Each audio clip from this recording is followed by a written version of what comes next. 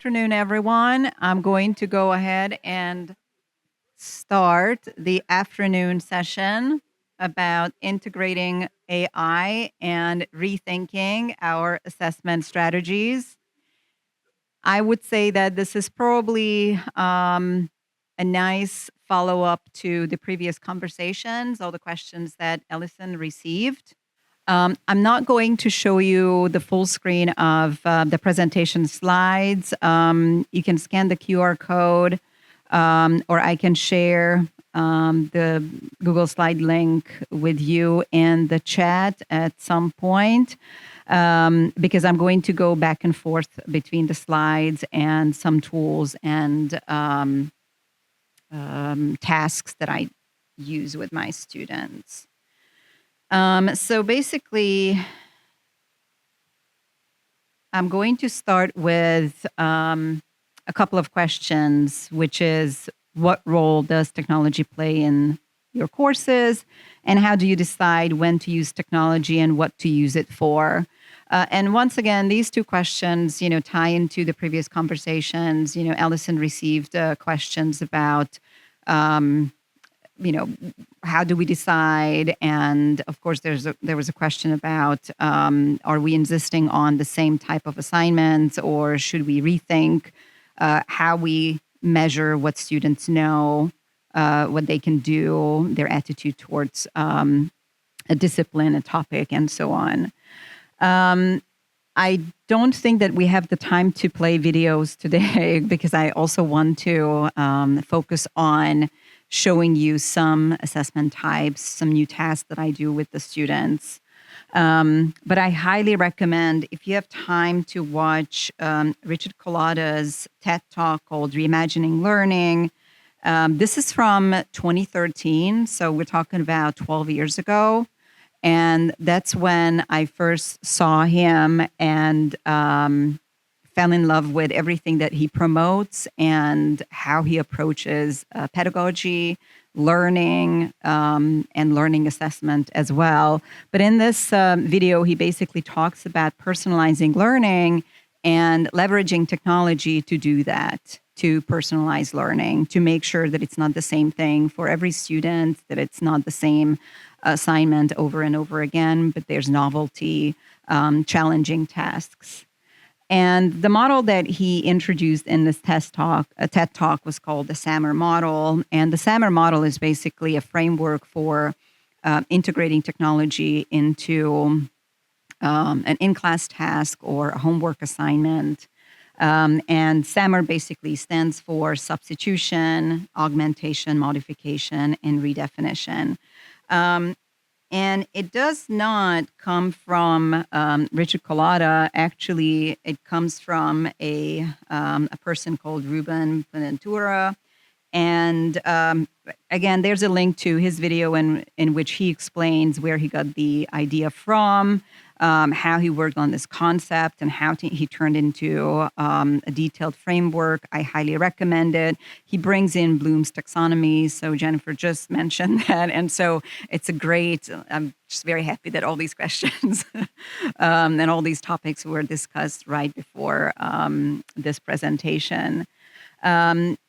And I highly recommend spending probably a couple of afternoons looking into the SAMR model in depth, looking into the SAMR model meeting Bloom's taxonomy, and how, yes, of course, we want to emphasize lower order thinking for our students, but then really, really emphasize the critical thinking and the higher order thinking, and providing students with activities that actually tap into that. Very briefly, the SAMR model is, and let me just show that to you through one example. So this is something that I saw from a teacher who modeled, well, I guess in this,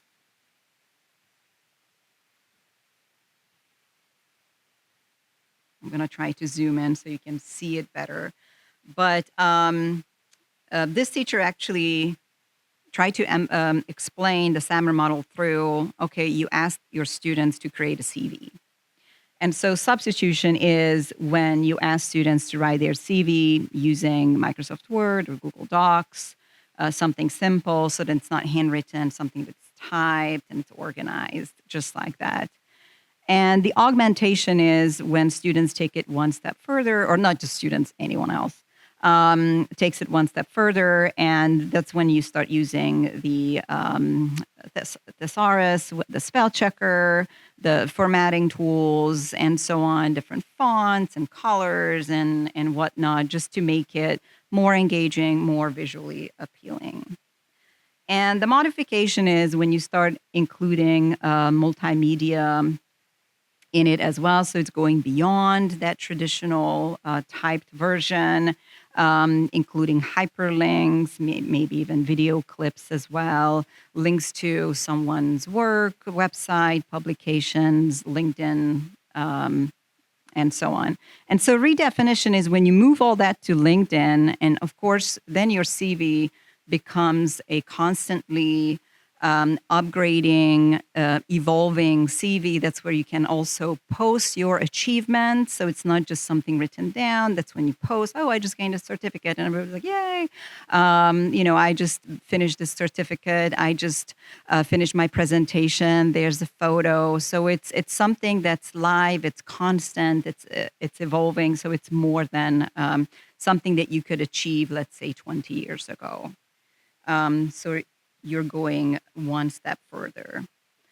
So going back to teaching, okay, how can we place technology well in our teaching? And I think that about 5 years ago, being intentional became a thing. So wherever you went, you attended sessions and people kept talking about, be intentional about your teaching, be intentional about it. And, simply put, that's exactly what you have to do about technology. We have the traditional assessment formats, so quizzes and tests and exams and essays and research papers and research projects and discussions. But what else can we do? So what you can see here is a list of other options, other ideas.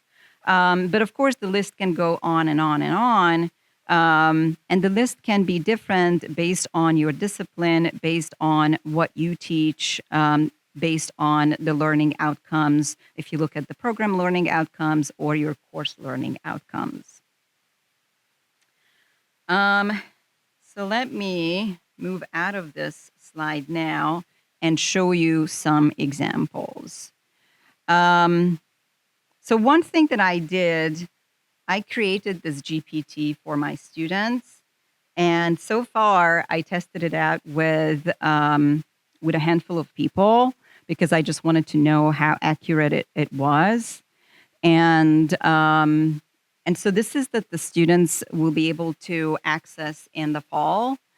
And it's going to be placed in the syllabus and on Canvas as well. And if the students have questions, now, of course, this is something that I have to introduce in class. So it's not just, it's not just going to be put on Canvas and in the syllabus and waiting for students to discover it or anything. No, we're going to try it out in class. But I want students to know that I uploaded the syllabus, its content, and I also uploaded my pedagogy. I uploaded my teaching philosophy. So there's a lot of information that I put in here. And so students can ask about, for instance, you can see some of these menu items. Can you help me understand the acceptable AI use scale level for this assignment? So students will be able to then copy paste an assignment, and my AI twin will be able to tell them where that assignment falls on the acceptable AI use scale. So for instance, you will be able to use this. You cannot use that. You have to sign an academic integrity pledge or fill out an AI disclosure form, and so on. Of course, I will explain it to the students that this is 24/7. So if at 1 a.m. they don't know if they are doing something correctly, then that's when they should probably turn to this AI twin. But if it's during the daytime and they think that I'm available, then maybe reaching out to me is best. Also, there's a question, I don't know if you've seen that, can I get help in my first language? And I prompted this GPT so that it can. And I tried it out. I speak Hungarian, that's my first language, so I tried it out. I started a conversation in English, and I pretended like I was lost, and then I switched to Hungarian. And I prompted it, the GPT, so that it provides a response in my first language and in English as well. So if a student asks in Spanish, then it's going to respond in Spanish and in English as well. So then they can see both. It also it's also able to then show the students the syllabus. So then if the student says, where is this in the syllabus, then it can send them the link and then they can click on it. Also, I prompted it that basically every time students are confused, tell them, okay, go to Canvas, go to the course menu, click on modules, click on, yeah. So then it's like, do that, step 1, 2, 3. So then that's good too. And it also pulls information because I said that, I teach at American University. It actually pulls information from the AU website as well. So that's good because I know that the biggest concern for those people who have done this before me was, the hallucinations, that it wanted to offer a response, but then it just made things up. But I told this GPT, I don't want you to make stuff up, okay? So you always reference my syllabus. You can reference the AU web page, that's fine, or website, that's fine. But do not make up anything. And it promised, but I don't know. So it's going to be very, very interesting how, what we find out at the end of the semester or, throughout the semester. But so far, it's pretty good. It's pretty spot on. And when students ask a question, the first thing it says is, which class you're taking. So I will be teaching 3 different courses in the fall, and I uploaded each syllabus.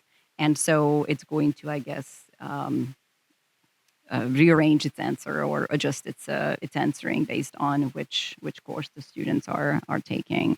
So that's and of course I uploaded my academic not the acceptable AI use scale as well, so then it knows how I want students to complete a task.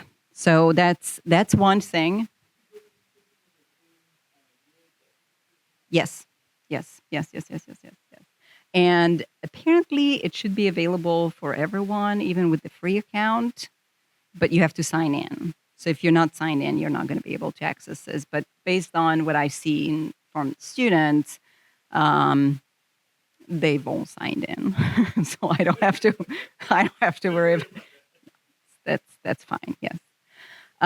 So this is, if you're thinking about the SAMR model, this is basically somewhere in between modification and redefinition, probably touching redefinition. This is something that you wouldn't be able to do without this level of technology. So there's that. Okay. Another example, and before I explain what you see here, just move this over there. So at the beginning of each class, I have to tell the students, please put your phones away. This is a phone-free class. We're not using phones unless I ask you for some very specific reason, but most likely no, because you're going to be able to use your laptop. But by now, I have come to a very fine, powered up, powered down session in my classes. And it's because students can't help themselves. So for me, my biggest concern is not even cheating with AI. It's the constant distraction, the pop-ups, the notifications, the chats, the uploading, transfer material during class, or waiting for a class to open up to be enrolled when we're doing something. I mean, it's just crazy. And so I'm really carefully considering, okay, this is what I want to achieve in this classroom. Do I really need technology? Because that's part of the SAMR model. Do you really need it?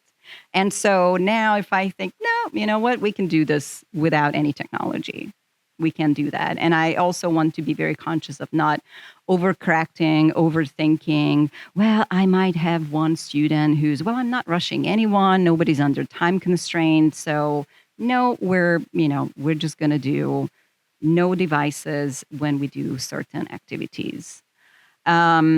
I used to allow students to bring in their typed notes to class, and that's not going to be a thing anymore because there's no point. Because, yes, sure, they have their typed notes in front of them, but they also have their chatting with their friends in front of them. And so then what's the point? They're not paying attention to that. And so back to this.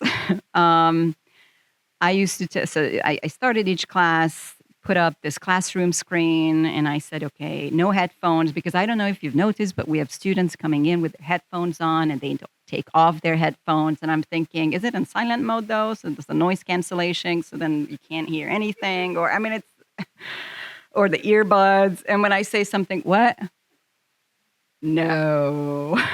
And so at the beginning of each class, take that out, take that off. And so what I did, I created this video for them. And so it's just 1.5 minutes, or maybe 2. But basically, oh, sorry. Yeah. So then the students can see this, and I don't have to say a word. I'm setting up a class. This is playing on the screen. Chill music, getting in the mood. And I will tell my students that if they come to a point where I don't have to say any of this, I will stop playing it. Because I'm sure that by the third class or the third week, once they hear this song or this music, they're going to be like, whoa. So we can make a deal. I'll stop playing it. But they will also see that this is my expectation. I want them to be in the learning zone and stay in the learning zone. You're there for 75 minutes or, 150. I want you to be there. Yeah, so there's something about if you're sick.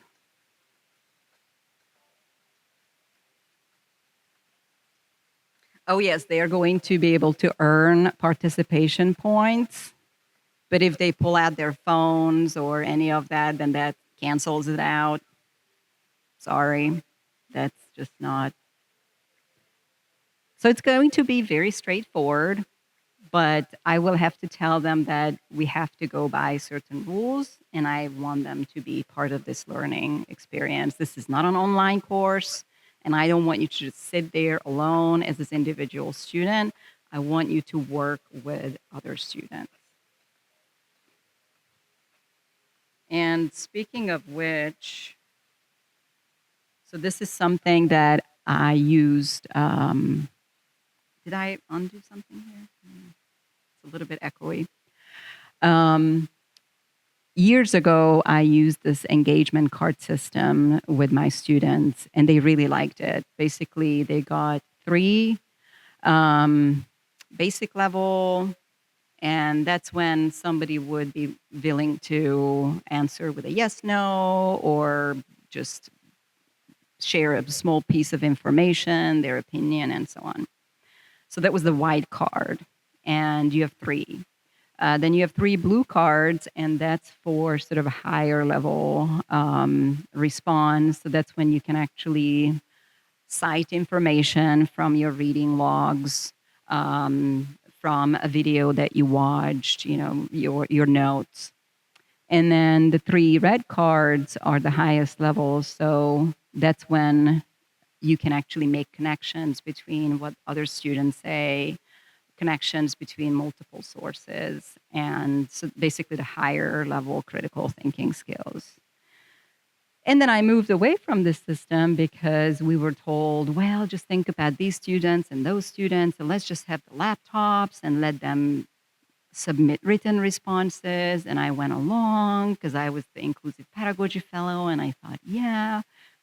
But then I saw all the bad behavior and sort of the toxic behavior of doing everything else online. So I'm going back to this. This worked really, really well when I used it, and I'm going back to the same system. So again, this is going to be a tech-free conversation right there.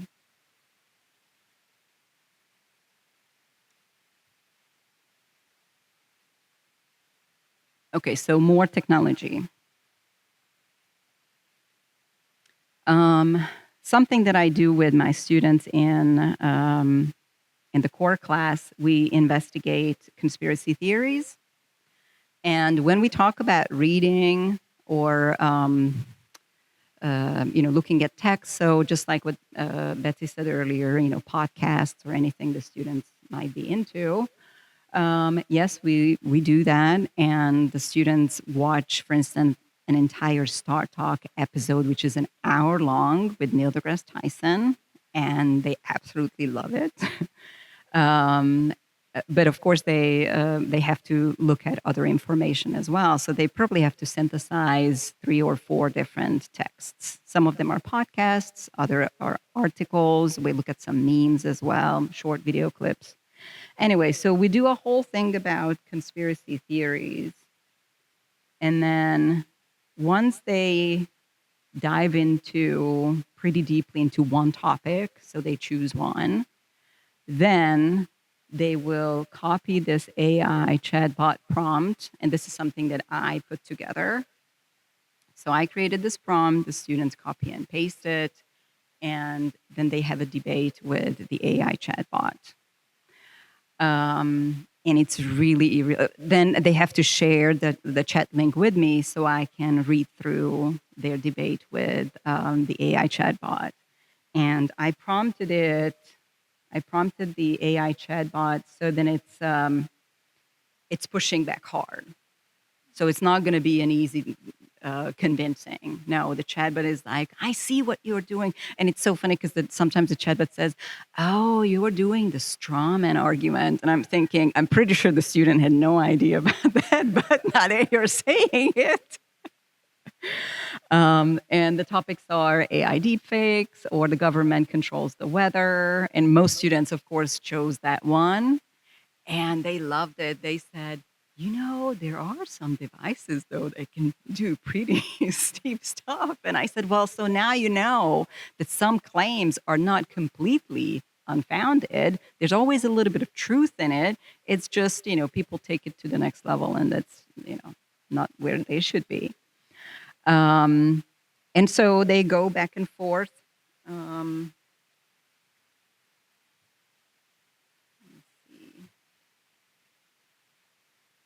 Oh yeah, so this is when the students copy and paste the prompt, and then, and of course, here it says, "All right, Dr. K," but when the student puts in their names, and I normally say you can use your real name, you can come up with a nickname, it doesn't matter, and start talking, and so this is once again somewhere between modification and redefinition on the SAMR model. And, let's use what you learned from me in a real life-ish debate. So next time you want to have a conversation with someone who's a firm believer of a conspiracy theory, you already know how to tackle that, how to handle that. And you already know how or why it's so very hard to change minds. Because I would say at least half the time, the AI chatbot told the student that, well, nah, I still believe it. Because the student wasn't pushing back hard enough. So that took me to the next step, which is, and of course I gave the full score for the students for completing the chats. But just like, AI pushed back and said, nah, I'm still not convinced, because some of those conversations were pretty meh. The students were not trying hard enough. So starting the fall, these chats will be graded.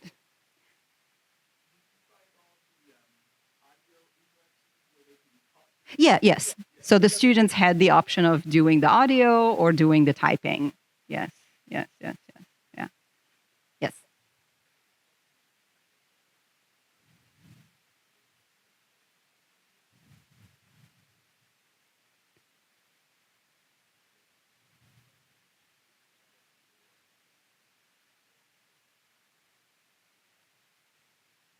You mean at the end, the chatbot should say, you try. It kind of does. So it will tell the student that you convinced me, or "Nah, I still think that it is giving the student feedback throughout. So it's going to say in every answer that, like I said, I see what you're trying to do.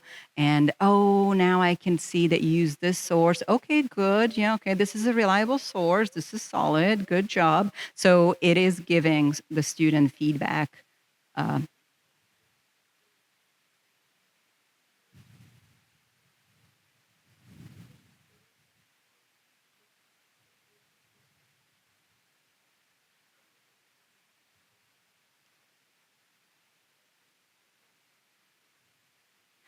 Maybe.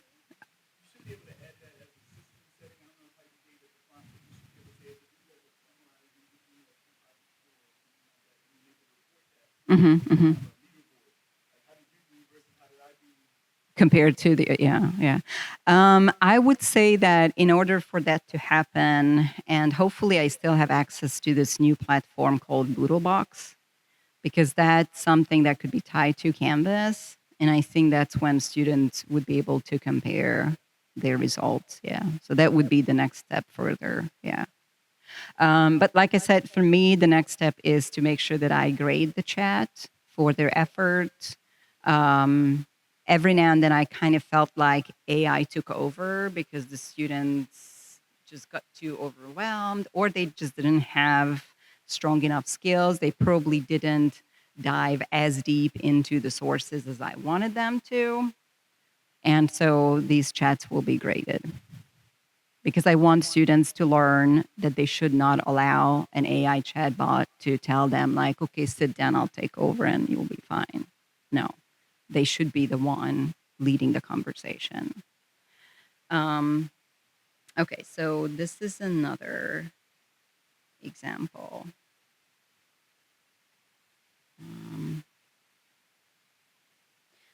so I don't know if you are a Canva user, but Canva just came out with its new Canva code for me option, and it's mind blowing.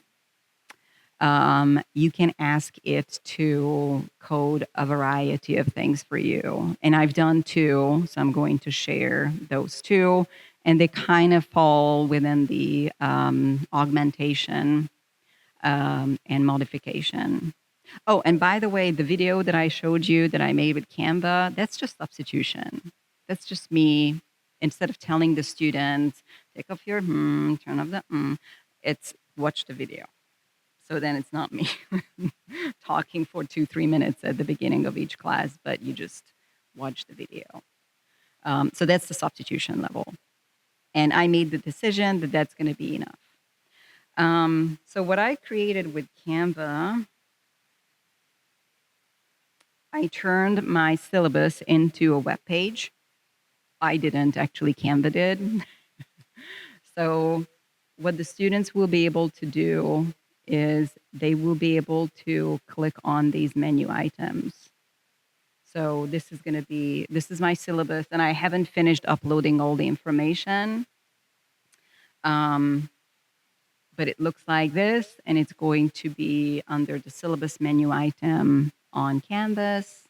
And instead of scrolling down 35 pages, the students can just click on this. I'm going to put the image that you see here. So this is what students will see. They click on the image, it will take them to this Canva page, and they can just click on the menu items. And we're going to spend some time in the first week exploring that, this is another way of browsing through the syllabus. And this is probably a way that you're more inclined to look for information in the syllabus because it's more interactive. And another thing that I did was,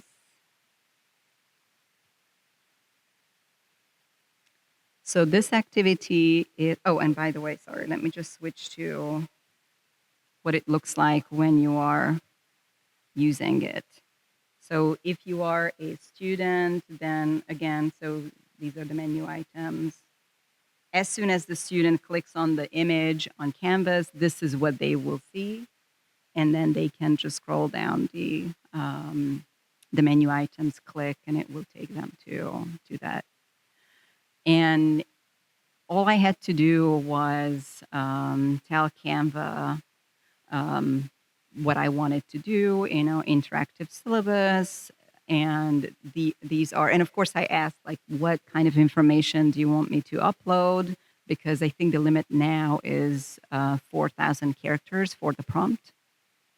And of course, once I saw that, I'm like, oh my God, I have 35 pages in my syllabus. But then I realized it's because I have so many images. And it said, well, give me the headings and the subheadings, and then I will create it, and then you can go. So it made a page for me that's editable. And that's a key word when you create this with Canva, to say, make it an interactive, editable page. Because the first time I didn't, and then I couldn't click on anything to add more information. I had to start over. But that's another story. And I also made sure that I could upload images, videos, and links as well. So that's just another piece. And all you do is you just tell Canva, do this for me, and it will do it. There's one thing I have not been able to do, so that's my biggest challenge for the summer. I want to create an interactive grading rubric so students can really engage with my grading rubric. And ChatGPT told me, tell Canva this and this and this. And Canva was like, I can't do that just yet. Okay. But I'm sure that there's a way to go about it. It's just I have to figure out how to get there. Because I want students to be able to hover over, I use single point grading rubrics. So then it's not one of these fair, poor, almost there, nice job, but it's, here's a list of items that I'm looking for. Yes or no, you didn't get it. And then so I want students to be able to hover over items and then put like an eye icon or something. They can hover over and get more information perhaps. But I also want them to be able to show me parts of the assignments that match the rubric items. So it's almost like sample from their assignment. And yeah, so Canva was like, it's not there yet. But maybe I just have to rethink, how I want that. But I would really want students to engage with the grading rubric to make it interactive. But yeah, so that's still a little bit in the works. Another thing that I created with Canva was this. So in my core class, I asked students, especially when we talk about digital health and social media impact on digital health, I asked them to synthesize information, and we're talking about probably 12, 15 sources. I asked students to synthesize information using, I don't know if you're familiar with this system. So this is called the Lotus Blossom Creative Technique. And so far, what my students did, they used Google Slides or they used Canva, but they had the central idea in the middle and then the subtopics around. So for instance, central idea, social media impact on mental health. And then I told the students, okay, that's a lot. So, and we had a full class discussion about, okay, what are the subtopics? And then so we talked about doom scrolling. We talked about passive screen time, active screen time. So we broke it down into subtopics. And then I said, okay, so those subtopics then have to be further explored. Okay, so bring in images, bring in your references, bullet points, and so on. And so up until now, students just had to manually, create a table, the elements, work with the formatting. Oh, it's too big. It's not big enough. And now, so I asked Canva to create this for me. And I asked ChatGPT to describe in a short and simple, because again, 4,000 characters, how to create the Lotus Blossom diagram. and I wanted it to be clickable, and then so um, the subtopics pop up. So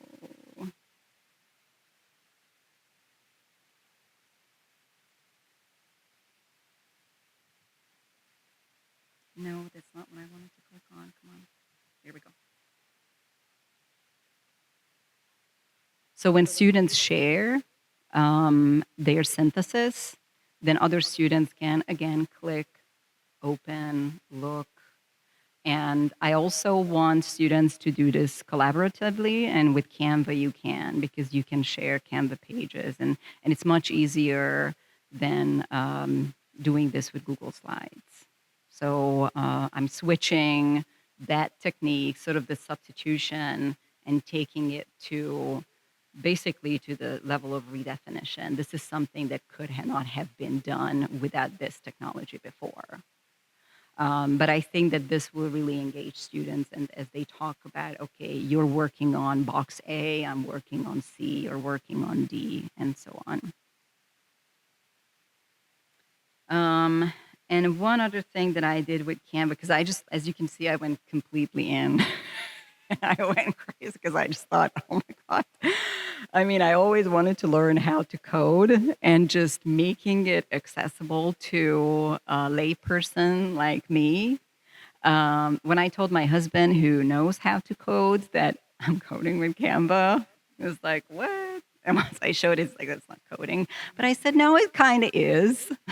Thank you very much. So I asked Canva to create an interactive quiz, and that's probably something that most teachers are using Canva code right now, create interactive quizzes. And up until now, my quiz, let me just go back here, sorry.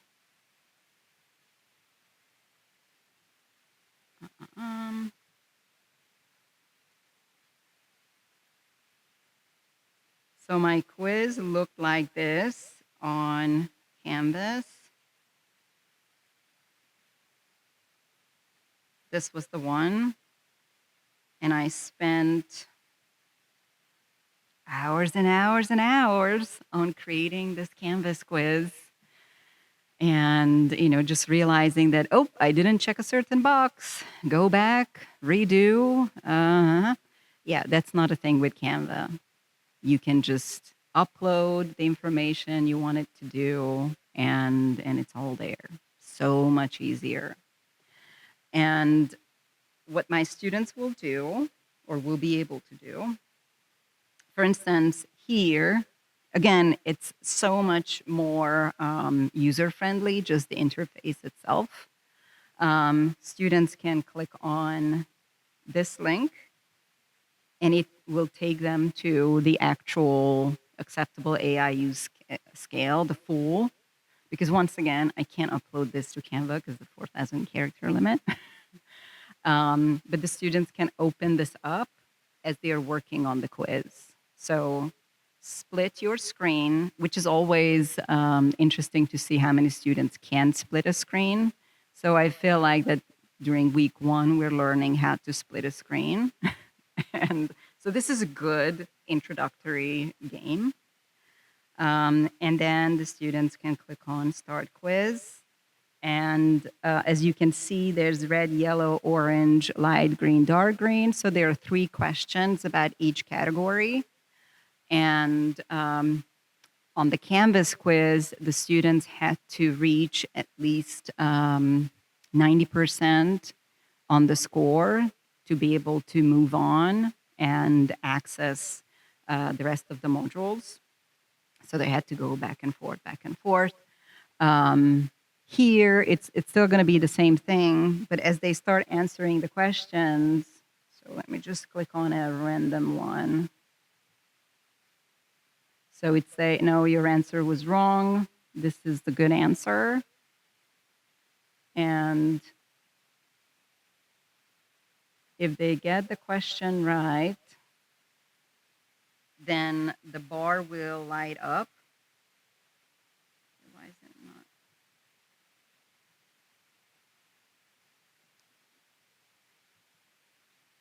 I don't know what I'm doing that it's not working.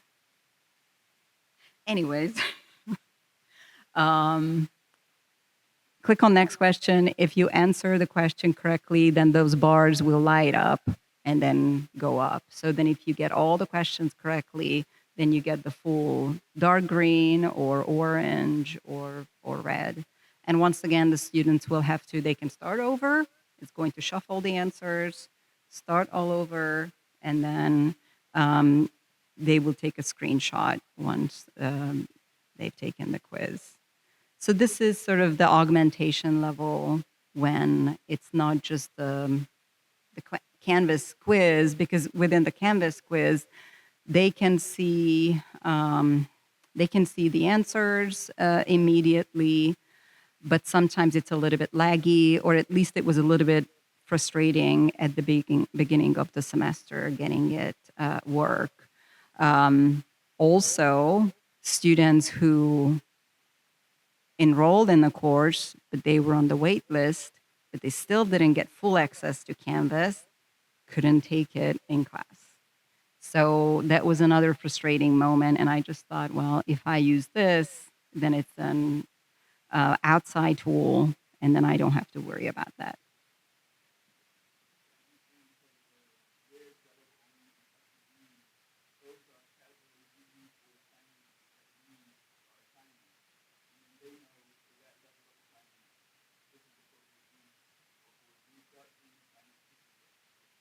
Right. So let me just scroll down here. Sorry.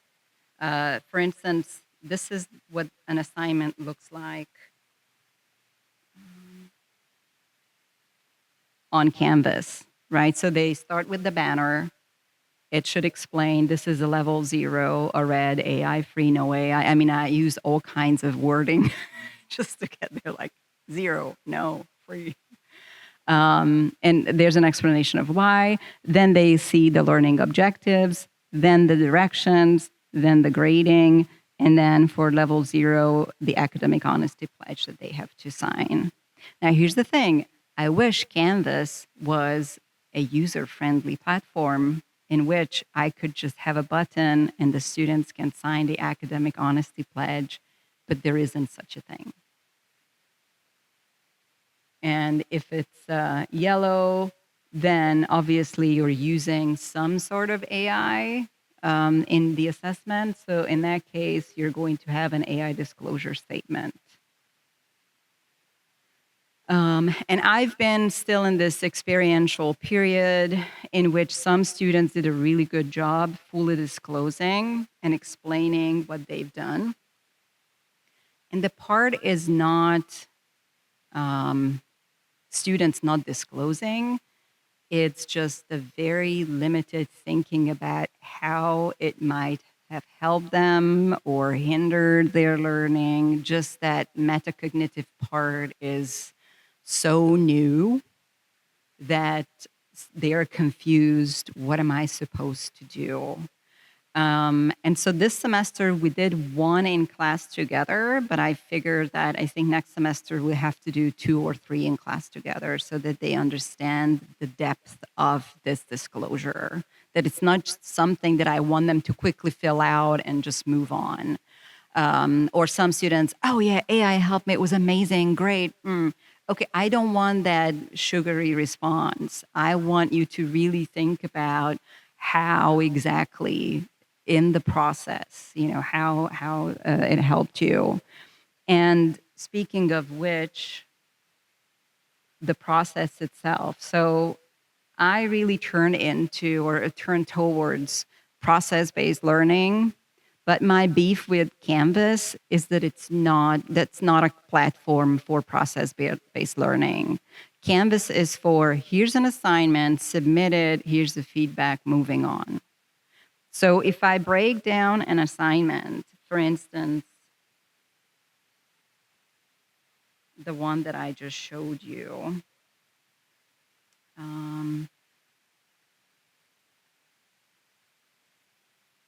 this one right here. Oh, not this one, sorry. Oh, where did I might have, oh, I think I clicked out of it, sorry. So this was the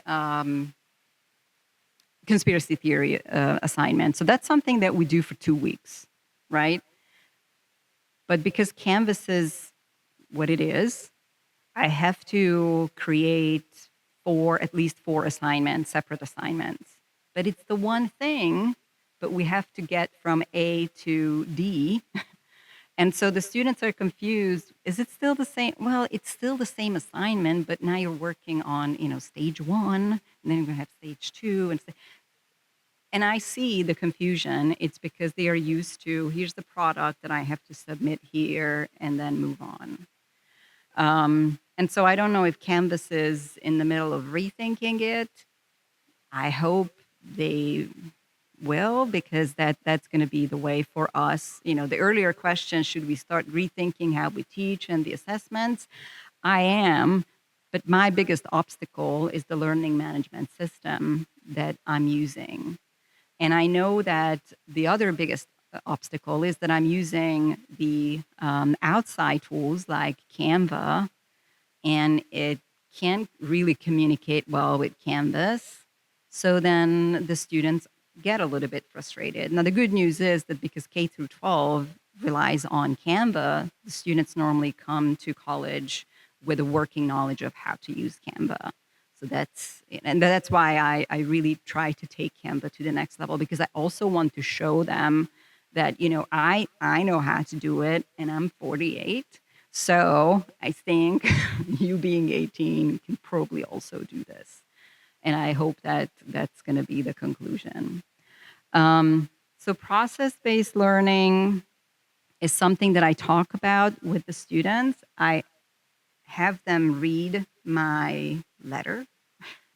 This is in the syllabus. It's right at the beginning of the syllabus.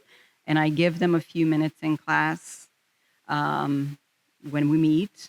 And I tell them, if you want to know why you're doing certain tasks and the way you do them. So all the answers to the why is here in my letter to you. And it's 2 pages long, and I tell them that if English is not your first language, copy and paste it into a translator. I don't care, but I want you to understand where I'm coming from. And so I talk about the phone-free zone, the learning zone, the restriction of on the devices. And the students quickly learn that I don't ban laptops. It's just there are certain sessions in which we're not using electronics because I want you to be there. But I also learned it this semester and last semester that when I ask them to use chatbots, we need to initiate the process in class, because these digital natives are really not as tech savvy as we think. And because they don't have AI literacy skills, what students know about ChatGPT or Gemini is, here's my assignment, can you do it for me? So that's the prompting skill that most students have. Or, ooh, how can you rewrite it so it sounds like someone who's blah, blah, blah, because they saw it online, right? And speaking of Quillbot that Allison just mentioned, now it has a humanize button, meaning that if a chatbot writes something for them, they can run it through and it will humanize it. Whatever that means, I don't know. But anyway, so students see this, they should understand that this is why I'm doing this. And they normally appreciate the level of AI learning they gain in class. But I can tell that it's very foreign for them. Also, the acceptable AI use scale, very foreign to them, because they don't really come across that kind of staged, this is what you're using, this is why, this is how. They don't see that very often. Let me just, we talk about Bloom's taxonomy as well, so they become small teachers throughout the semester. And I normally allow students to use certain tools, but again, they have the scaffolded description of what, why, when, how. So it's never just random. Let me just go back here because I know that I should be finishing up soon. So I showed you this and I showed you that. And oh, so modification, by the way. Um, there is a link here in the Google Slides, and it will take you to the AI training book that I put together last year. And this is appendix, where is it? Yeah, appendix J. It's pages and pages of prompt samples, prompts that I created for certain assignments. I know that a few months ago, or maybe a few weeks ago, there was a discussion. Teachers are looking for assignment samples, but I would say that with AI, it's not business as usual, like here's an assignment and then use it this way, because it can be so very personal, so very discipline specific that it's hard to tell. If you go through the appendix and the list of how I have used AI chatbots, I've used them as tutors, checking for reading comprehension. So asking students to have a conversation about a chapter, about an essay, asking students to tie what they found out from the essay to their lived experiences, so reflect on that. And once again, those chats will be graded next time. So then the responses cannot be, I don't know, because some responses, a lot of responses are like that. And then it's almost like the AI starts getting into this condescending mode of, okay, so I guess you don't know much, so let me just fill you in with what you should be saying or thinking. And it's like, oh God. So no, we're gonna, it's gonna be graded. It's gonna be graded. The fun moment that I had back in April, there was an article that came out saying that if you start providing sort of dumb responses in your AI chats, then AI will start leveling with you. Like, okay, you're not very smart, so I don't have to try very hard either. And once I said that and I shared this with the students, their eyes became really white and the jaws dropped. And I said, so you might want to start rethinking those conversations and how deep they are. And your responses shouldn't be, don't know, but they should be sort of academic, well thought out, and formulated. And I could tell that they were actually scared that AI was judging them that way. But I said, if you think about it, why should it try hard if you're saying that some basic back and forth will do? And so there was a question of how to grade it. I think it just depends on what you want out of that conversation. You could even bring in an image of Bloom's taxonomy and say that this is the level that we're going to work on here. And what I need you to do is make sure that in your responses, you refer to the assigned texts. Make sure that you cite, you use APA or MLA citation. When you cite, you don't just, copy here's from the text, because the students are copying information from the assigned essays. So that's good. That's good to know. It's just, use APA. Although I prompt AI in a way that it says, okay, where's this information from? Give me the APA style citation. But sometimes students say, no, it's okay. And AI says, okay, let's move on. I'm like, oh. And so once you see chats between students, then you will understand, like, okay, I should be grading for this and I should be giving scores for that. So it's just going through a lot. One of my studies will be published in the fall, and that is going to be, it will revolve around this engagement spectrum. And what I did, I went through it was over 100 chats, students and AI chatbots, and and then started figuring out, okay, what was missing, the weaknesses, or not just the chats, also the AI disclosures and the reflection that the students provided. So I'll be happy to share that as well. Let me see. Oh yeah, just one last thing. Deep research tools. So this is something that I would do probably in a writing class or in a class where you require students to do research. And this was one of the final modules in the AI training course that I facilitated last semester and this semester. And we talked a lot about, okay, so what is the point of assigning these deep research tools to our students? What to get out of it? And of course, it's probably somewhere between the modification and the redefinition stage. But I would say what's revealing is, for instance, how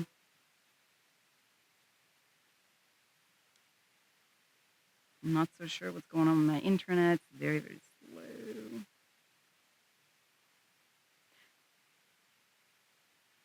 So what's okay? So this was the prompt. I told Gemini, Perplexity, and ChatGPT. So I used those three. Okay, act as a research assistant. I'm developing a seminar on digital citizenship competencies.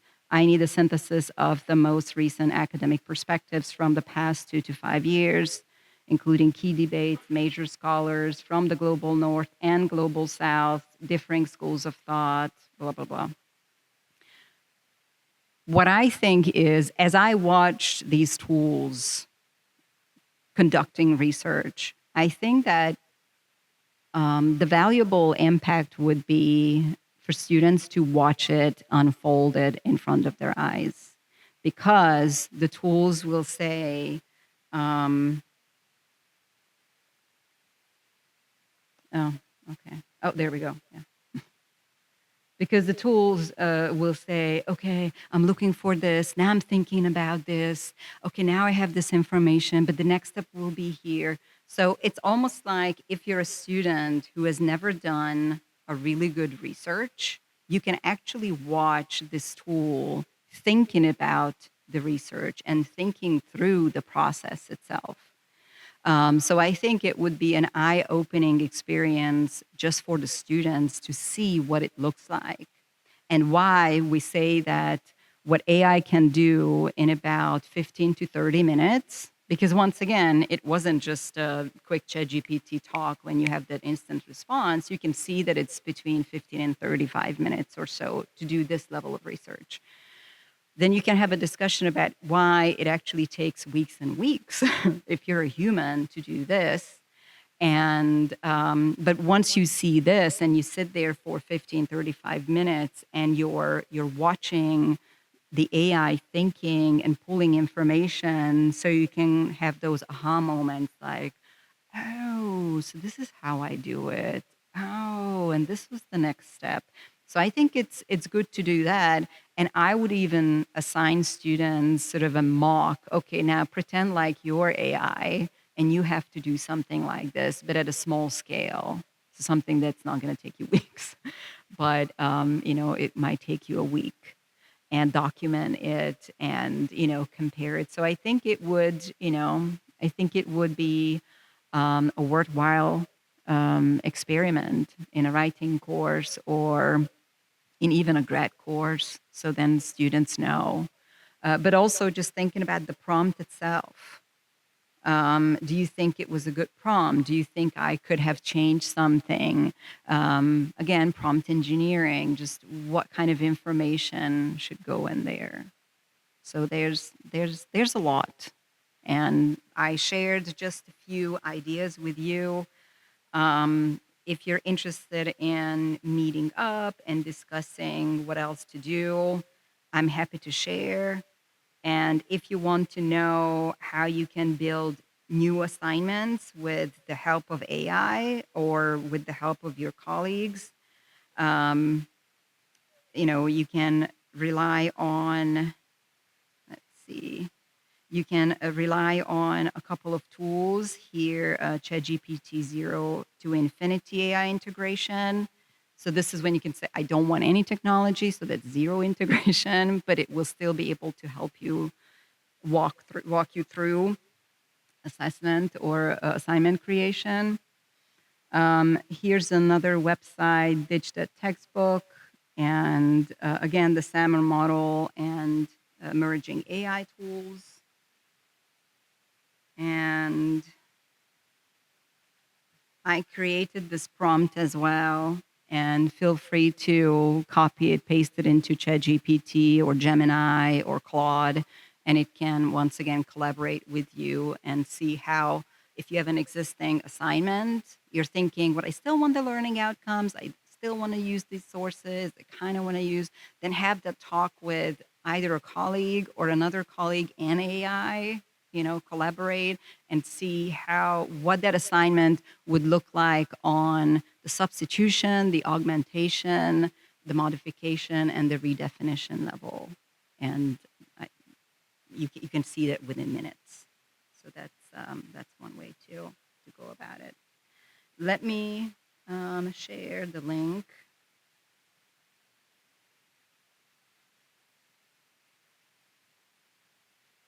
If the internet is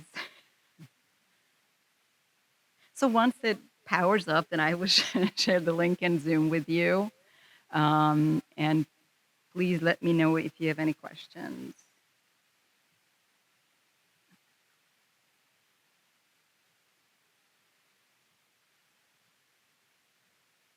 Yes, so I just did, and then you can also.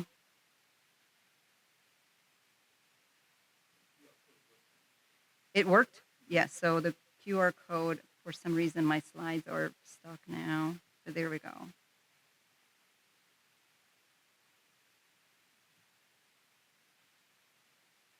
And I don't know what happened.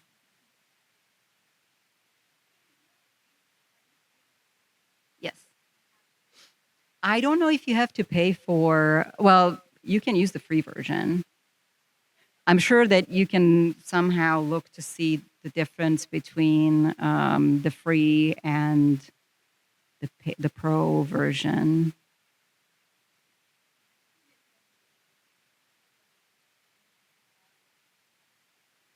Well, not everything. That's not true. Yeah, not everything. Not everything.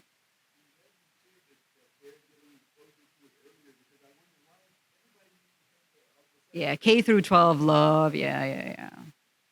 Yeah, they love using. I mean, my son is in 5th grade and they used Canva even last year. Yeah. Well, because the teachers know that they know technology. So, yeah.